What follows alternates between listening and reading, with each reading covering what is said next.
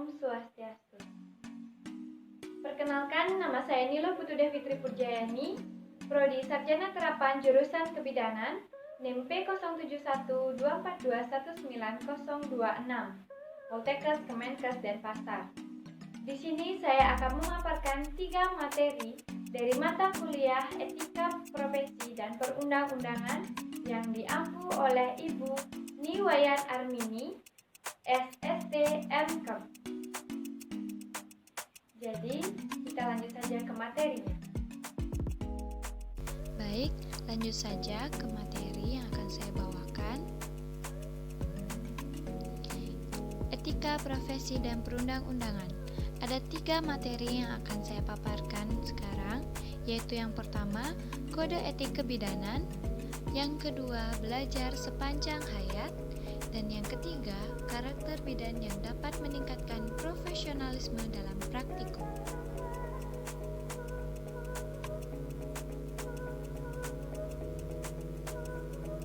Bidan. Bidan adalah seorang perempuan yang lulus dari pendidikan bidan yang diakui pemerintah dan organisasi profesi di wilayah negara Republik Indonesia, serta memiliki kompetensi dan kualifikasi untuk diregister, sertifikasi, dan atau secara sah mendapat lisensi untuk menjalankan praktik kebidanan.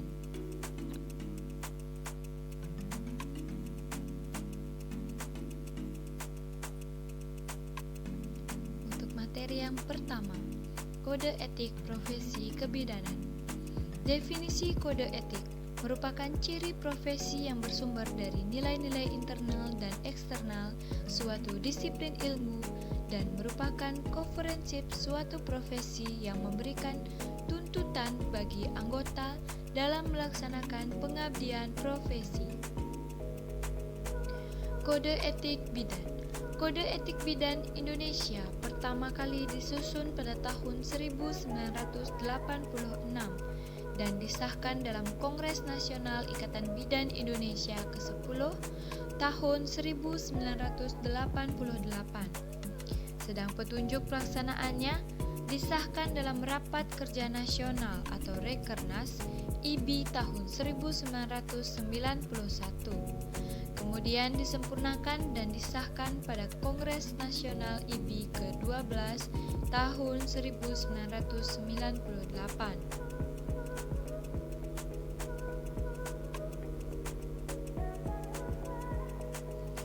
Adapun tujuan dari kode etik.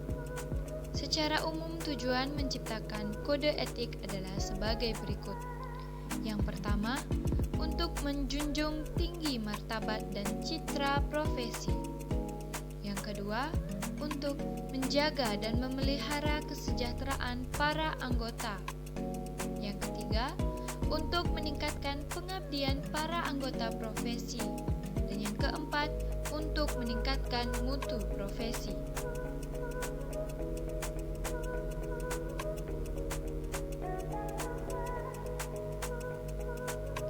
Yang kedua, ada belajar sepanjang hayat. Definisi belajar sepanjang hayat dalam arti luas, pendidikan sepanjang hayat atau lifelong education adalah bahwa pendidikan tidak berhenti hingga individu menjadi dewasa, tetapi tetap berlanjut sepanjang hidupnya. Pendidikan sepanjang hayat menjadi lebih tinggi urgensinya pada saat ini, karena manusia perlu terus-menerus menyesuaikan diri supaya dapat tetap hidup secara wajar dalam lingkungan masyarakatnya yang selalu berubah. Konsep belajar sepanjang hayat. Konsep belajar sepanjang hayat adalah suatu ide atau gagasan yang menyatakan bahwa belajar dalam arti sebenarnya adalah sesuatu yang berlangsung secara terus-menerus sepanjang kehidupan. Hal ini sesuai dengan tinjauan psikologis yang menjelaskan bahwa pada setiap fase perkembangan, setiap individu perlu belajar agar dapat melaksanakan tugas-tugas pada setiap fase perkembangan tersebut. Tujuan dari belajar sepanjang hayat. Yang pertama, mengembangkan potensi kepribadian manusia sesuai dengan kodrat dan hakikatnya, yakni seluruh aspek pembawaan seoptimal mungkin. Dengan demikian, secara potensial keseluruhan potensi manusia diisi sesuai kebutuhan agar dapat berkembang secara wajar. Yang kedua, dengan mengingat proses pertumbuhan dan perkembangan kepribadian manusia bersifat hidup dan dinamis, maka pendidikan wajar berlangsung selama manusia hidup. Yang ketiga, menciptakan belajar untuk hidup atau learning to be dan membentuk masyarakat belajar atau learning society. Yang keempat, sebagai pembelajaran mandiri atau self-learning, yaitu menyesuaikan diri dengan perubahan positif yang terus-menerus dan berkembang dalam sepanjang kehidupan manusia dan masyarakat, serta menyiapkan diri guna mencapai kehidupan yang lebih baik di masa yang akan datang.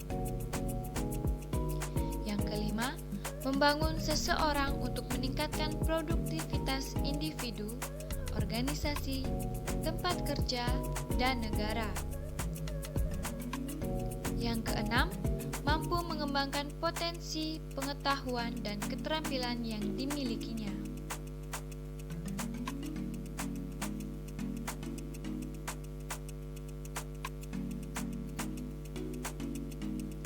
Kemudian, materi yang ketiga, karakter bidan yang dapat meningkatkan profesionalisme dalam praktik bidan.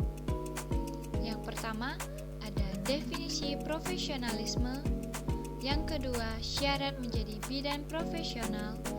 Yang ketiga, perilaku profesional bidan. Yang keempat, upaya yang dilakukan untuk mencapai bidan yang profesional.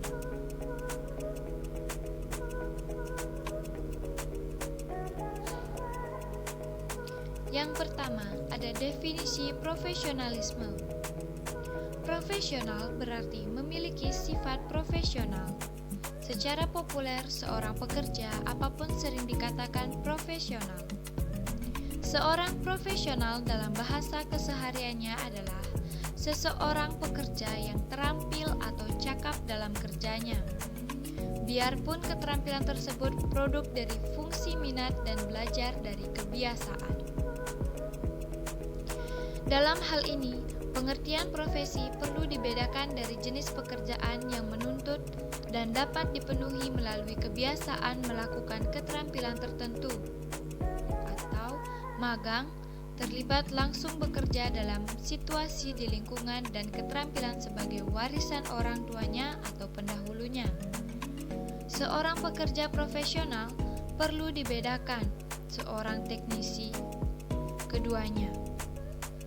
Pekerja profesional dan teknisi dapat saja terampil dalam unsur kerja yang sama, misalnya mengatasi produk kerja yang sama, dapat memecahkan masalah teknis dalam kerjanya.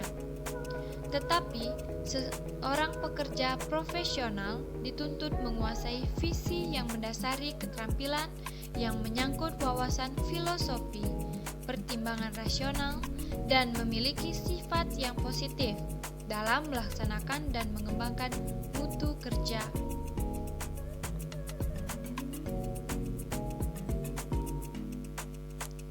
Yang kedua, syarat menjadi bidan profesional. Syarat menjadi bidan profesional yang pertama, memberikan pelayanan kepada masyarakat yang bersifat khusus atau spesialis. Yang kedua, melalui jenjang pendidikan yang menyiapkan bidan secara tenaga profesional.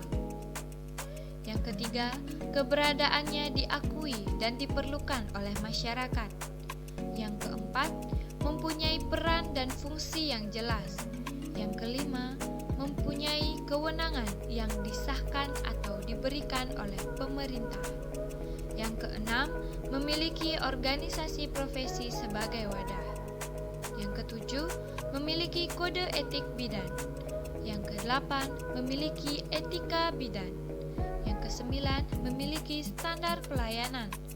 Yang kesepuluh, memiliki standar praktik. Yang kesebelas, memiliki standar pendidikan yang mendasari dan mengembangkan profesi sesuai dengan kebutuhan pelayanan. Yang ke-12, memiliki standar pendidikan berkelanjutan sebagai wahana pengembangan kompetensi. Dan yang ke-13, mempunyai kompetensi yang jelas dan terukur.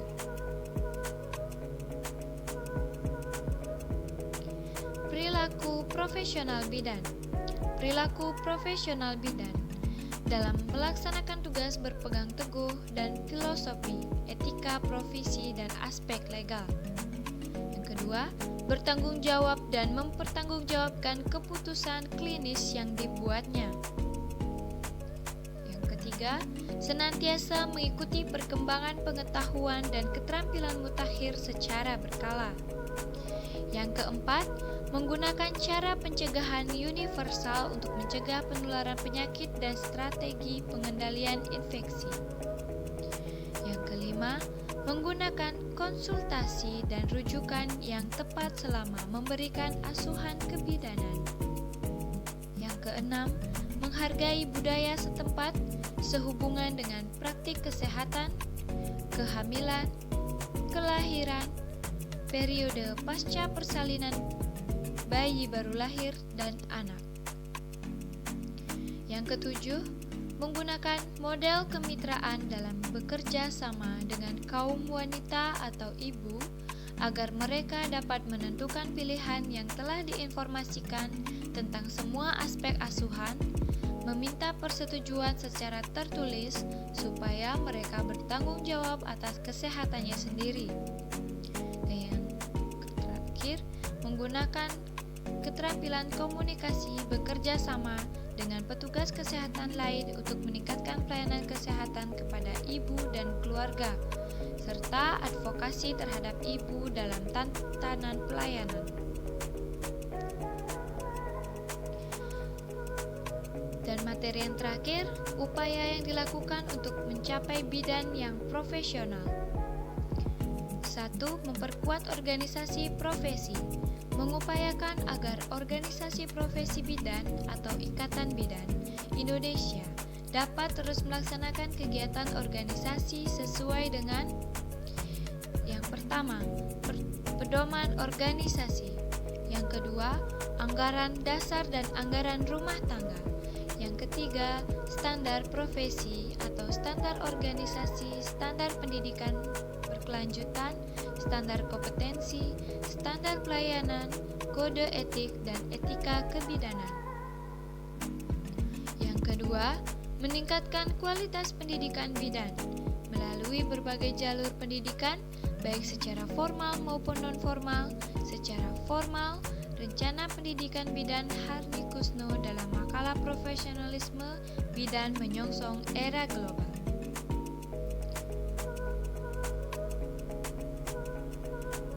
Sekian yang dapat saya paparkan, semoga bisa bermanfaat. Jangan lupa di like, comment, and subscribe. Terima kasih.